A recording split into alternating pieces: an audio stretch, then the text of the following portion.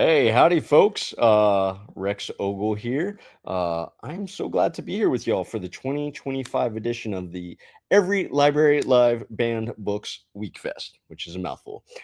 Every Library is the first and only national political action organization for libraries. They are working across the country to support the freedom to read, defend the First Amendment, and make sure libraries have the resources they need to serve their communities. This week, we're celebrating the power of books and stories that challenge, inspire, and sometimes even change the world. I'm excited to be your guide for this conversation with Freddie Kölsch and Alice Murphy, where we'll dig into their work, talk about the stories that matter most, and explore how readers and writers are pushing back against censorship. So, first, a quick introduction.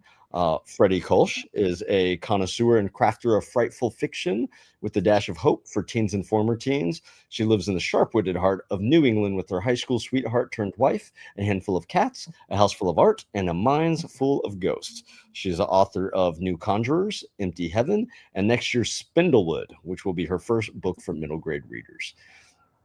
Alice Murphy is a keeper of secret recipes, secret admirers, and secret histories, and hails from the Deep South. She is also a university lecturer, a disability rights advocate, a lover of classic Hollywood movies and cheesesteaks, and a prolific Hallmark screenwriter who also writes romance novels, which includes A Showgirl's Rules for Falling in Love, which came out this past May.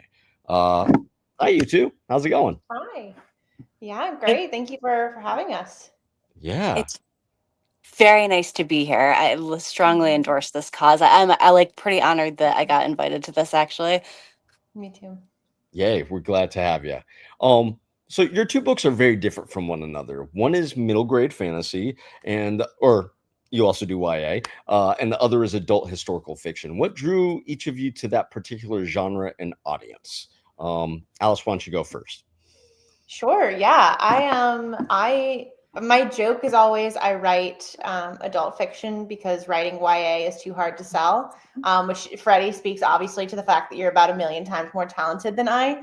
But the truth is, like, I love historical fiction because I love being able to look at contemporary problems through the lens of the past and sort of examine the people we are now, the people we were back then, and how we have either changed or haven't over, the last however many years. In this case, it's like over 130.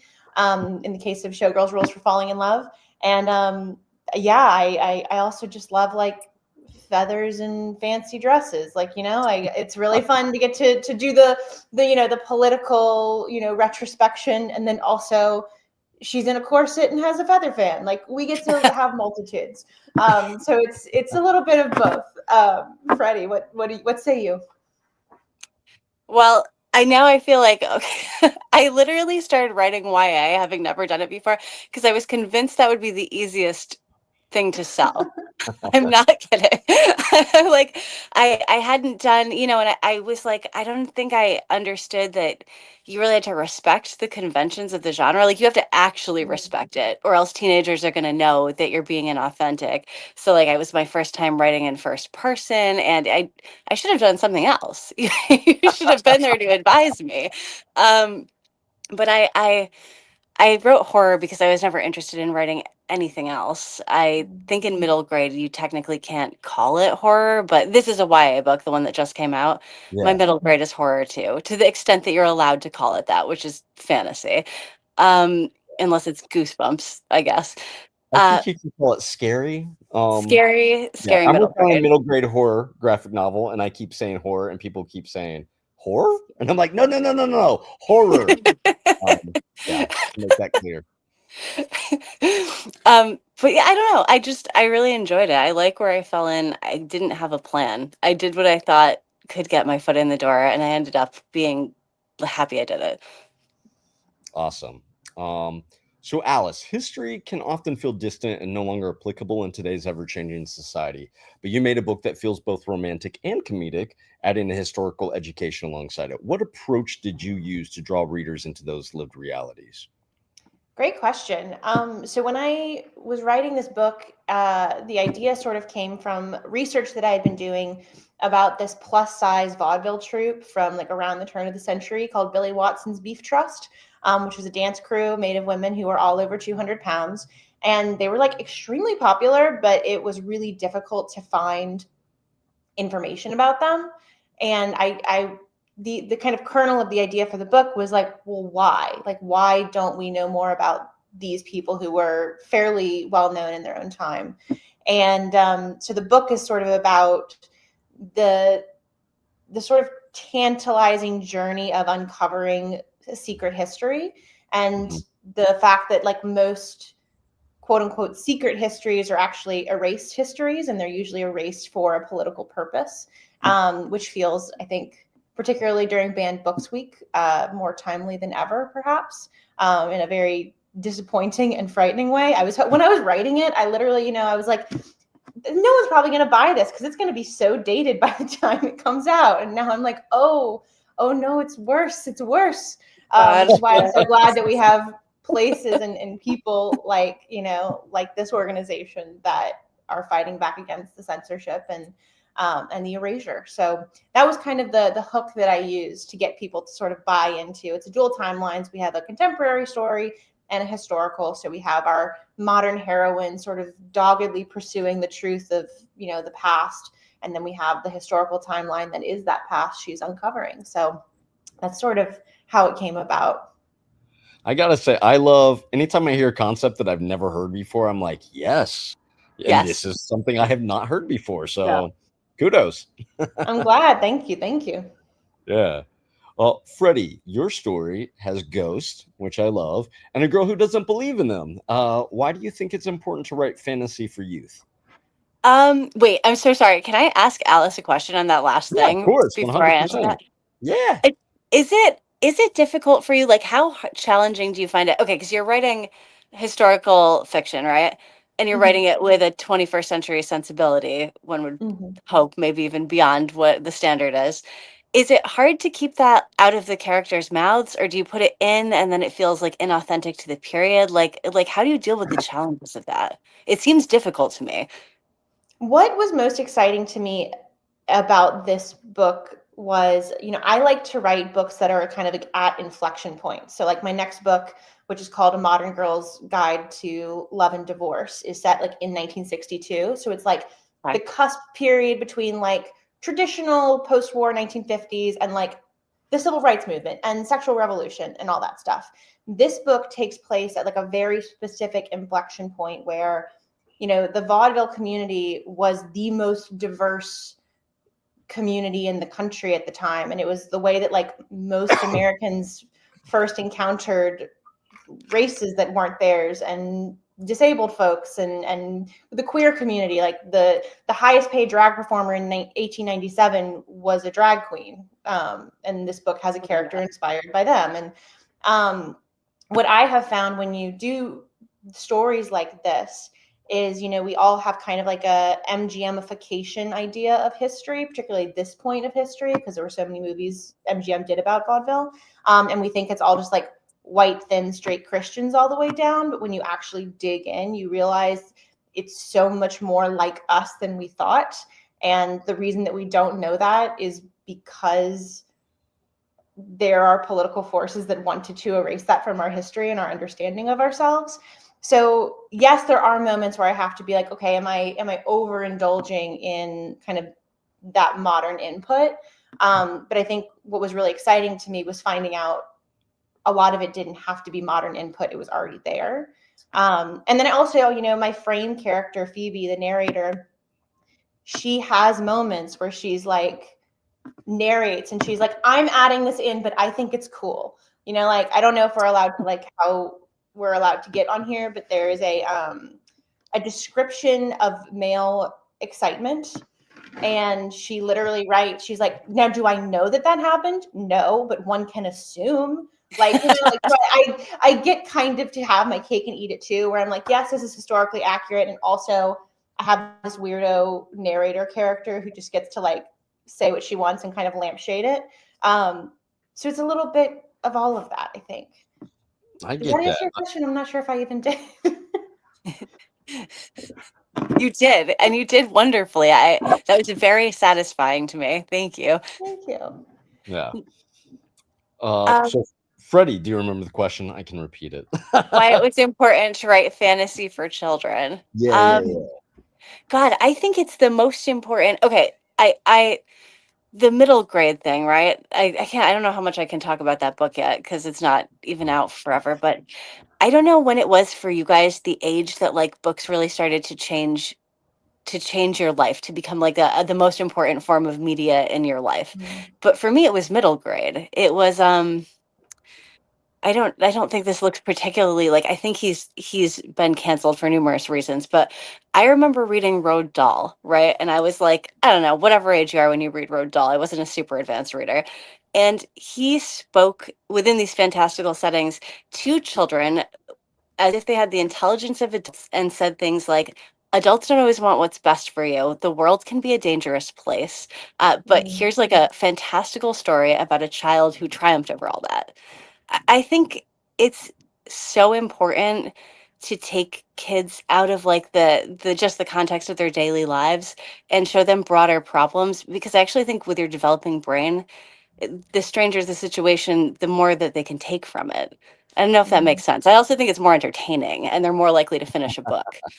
Yeah. I mean, I do so many school visits, and lots of them are middle schools. These kids are so smart. It's crazy the amount of information they have in their heads. Is like, I mean, I think that all kids have that. I think all kids are smart, and they're kind of pushed down, not intentionally, but by society, by the government, by work, by their parents. And it's really rough because you see these kids who are so bright and so smart and want to consume all this stuff because they want to know about the world. And we're constantly, I mean, not constant, but right now we're taking away books from them, which just means they're going to spend more time on TikTok. And I don't know how much they're learning on there. No, no. And I don't know if you guys, I feel like there's an unspoken thing in this world. I like, think about when you were kids, right? Kids are like you said, like they view themselves, I think, as an oppressed class in some way who is being jailed by adults. Like, you have no freedom, you're told what to do. It's the most melodramatic possible interpretation, but they are children.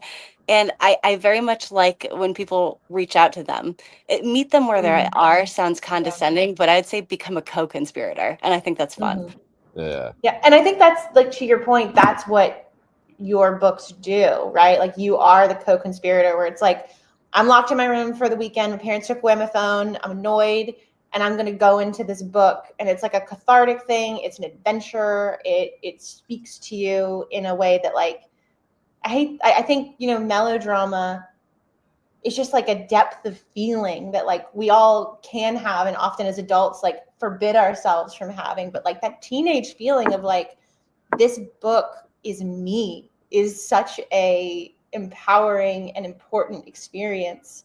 And I think you give your readers that in such a special and unique and like engrossing, thrilling way. It also is like such a safe way to approach danger when you're a teen. Like, That's well was put. like a never broken curfew, didn't go on dates. Like, I was more responsible than my parents, and they were very responsible people. That just says how ridiculous I was. Didn't even watch horror movies, but like, opening up a book, I was like, oh, I can, the world is terrifying and I can experience it in this safe way and then go to bed and I'll be fine. Like, that's another element to it that I think is so exciting about your books. I was a bad kid. Me too. I was terrible. I was so my gosh, wretched. drinking it, smoking at 13. And the funny thing is like, my editors will not let me write this stuff. And I'm like, kids are doing this. And there are some books in the YA space that can get away with it. But I was getting into a lot of trouble in middle school, and they will not let me go there. Well, I have one publisher who will. So, yay. But since it's banned books weeks, I have a question for both of you. Stories like both of y'all's offer a much needed escape, obviously, during hard times when readers need it most. Do you think there are any themes or characters in your books that might provoke censorship? Everyone is gay in all the books, including the middle grade book. So I haven't looked it up. I don't know if there is any censorship happening or if I'm still like too low on the radar, but absolutely. There are absolutely people who will take issue with what I've done. And I find that so bizarre. Like, I'm just sitting here. I write in bed. I'm not doing anything. My wife and I are totally normal and like we pay our taxes and we vote Democrat. And like, it's so weird to me that someone would think that that is in any way like inherently an evil act or something that should be censored. Like I feel very ordinary. Mm. How about you, Alice? Yeah, I mean, the book is A Showgirl's Rules for Falling in Love is at its heart a story about censorship. It's a story about, but it's what I think the book I really tried to do with it was to remind people like book bans, censorship. It's not just like we're mean bad guy villains and we want to hurt you, which obviously they do want to hurt you. But it is for an express political purpose. It is, I want to maintain power, and these people are a threat to my power. Even if all they're doing is being themselves on stage, like the attention is too much even for me to let them have, and I can't let them have it because the attention might breed questions, which then might breed questioning my authority as like, the powerful, big conservative newspaper man. So I think, my book features a lot of religious minorities. It's a very diverse cast racially. It's people from a lot of ethnic origins. It's, you have disabled folks, you have plus size folks, you have political radicals who are all kind of in this big show world. And they're not apologetic. They don't hide themselves. None of them are like ashamed of who they are. They're like, this is who I am. And this is the kind of thing that I fight for and the kind of person I am and the kind of future I want to see. And that is threatening to the powers that be in, Gilded Age New York. So I think it's definitely a bannable book. I hope no one does, because I would love for people to read it and learn from it.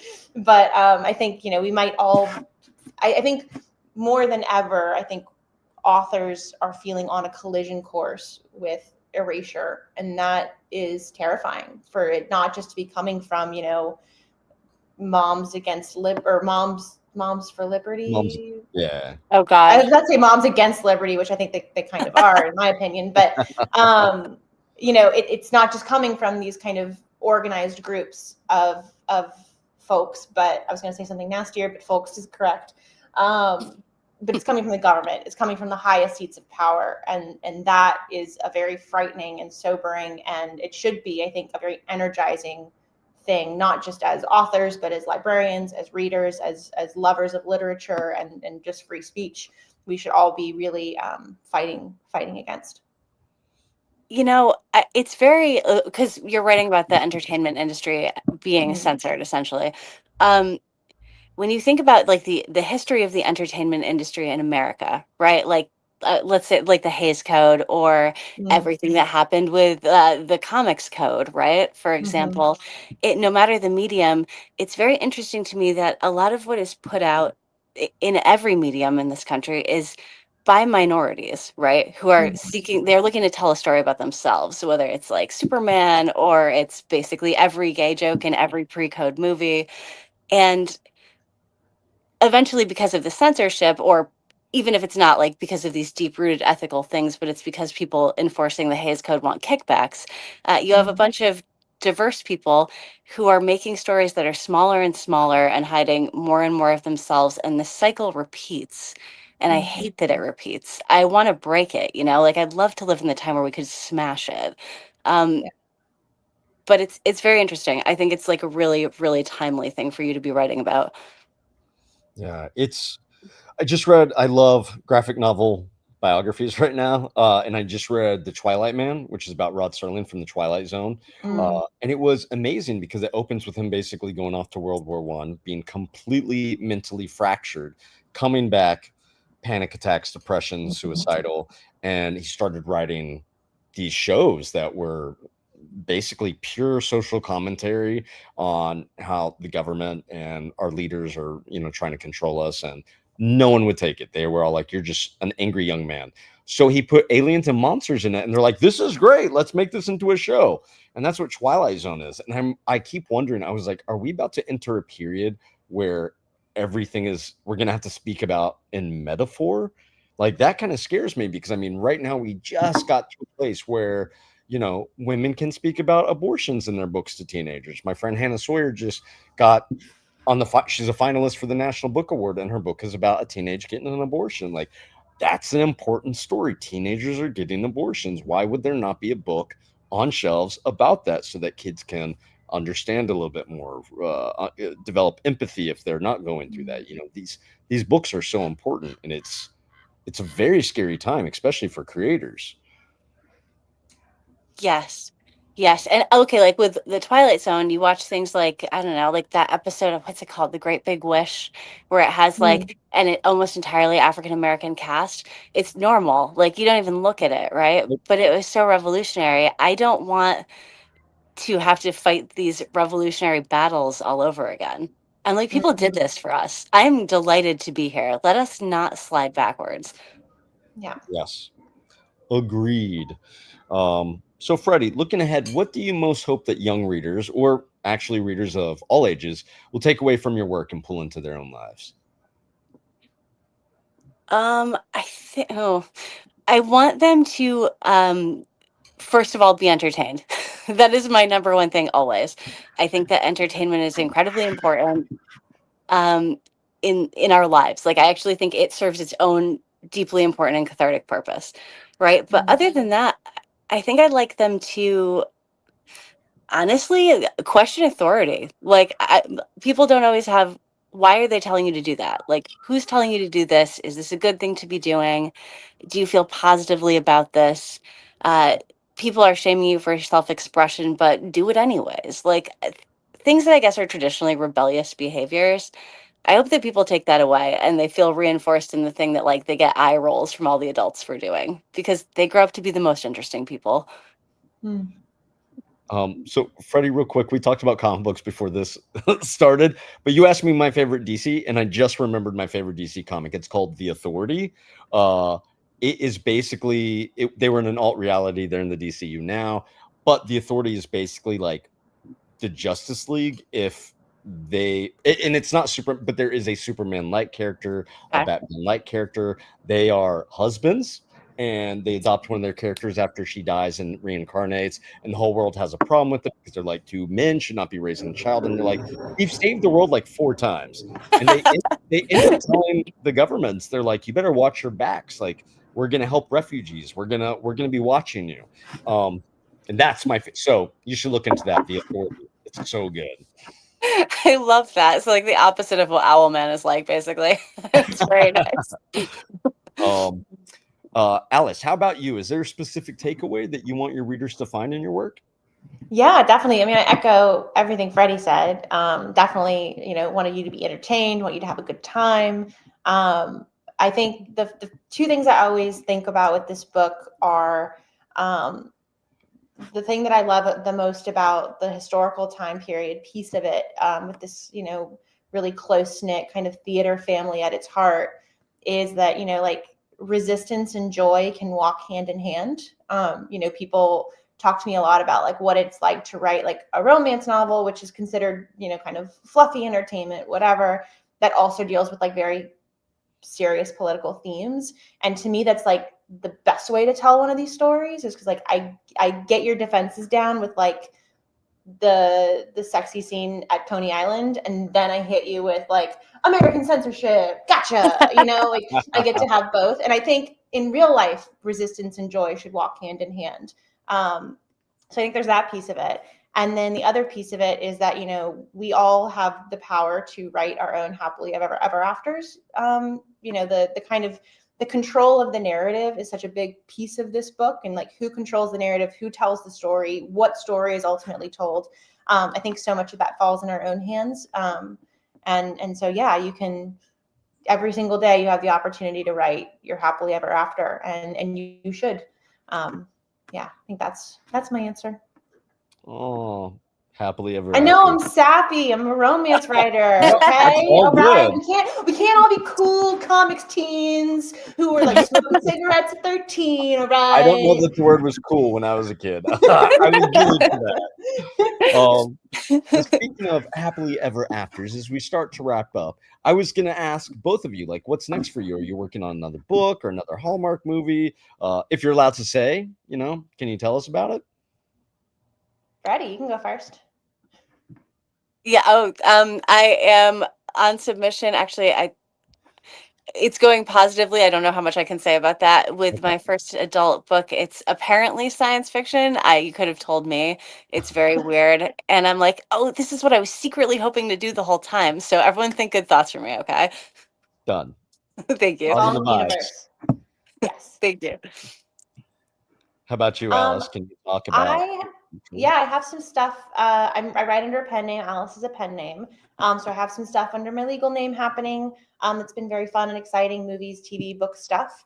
But for Alice Murphy, the next big thing is A Modern Girl's Guide to Love and Divorce, which is a 1960s like Rock Hudson, Doris Day take on How to Lose a Guy in 10 Days. So she is like a 1960s like women's journalist, like writing about women in the workplace. And he is like a man's man about town. I'm a jet set guy. And they're always like, carping at each other in their articles. And, both their magazines get bought by kind of an eccentric millionaire type. And he forces them to get married so they can report from the front lines of the modern American marriage. And they both secretly decide to try and drive the other person to divorce first. So of course they're trying to make each other divorce while they're falling in love. It's going to be a blast. And it's about how capitalism makes us question our emotions and degrade marriages. I love So, we get all of the things I told you guys: resistance and joy, hand in hand. So yeah, that's coming out in 2027. Modern Girl's Guide to Love and Divorce. Nice. Congratulations. They've been flashing our social media, but can readers or listeners find you anywhere else? Yeah, I'm at alicemurphybooks.com. Awesome. I don't have anything else. That was me. I'm maxed out on just doing Instagram. So yeah, totally fair. I also do Instagram at Third Rex. I have a website, rexogle.com, and I have a newsletter that I've been sending out. It was supposed to, my publicists were all like, you have to start a newsletter. And I was like, I am not a salesperson. The shortest job I've ever had was Abercrombie and Fitch, and I lasted 2 hours. So anyways, yeah, my newsletter is now like how you can find little bits of joy as our world burns. But yeah, unfortunately, it looks like we're out of time, but this has been a fantastic conversation. It's been great chatting with both of y'all. And a huge thanks to every library and everyone who's watching. So thanks, y'all. Thank you. Thank you so much. Thank you so much. Take care, everyone. Great. Thank you.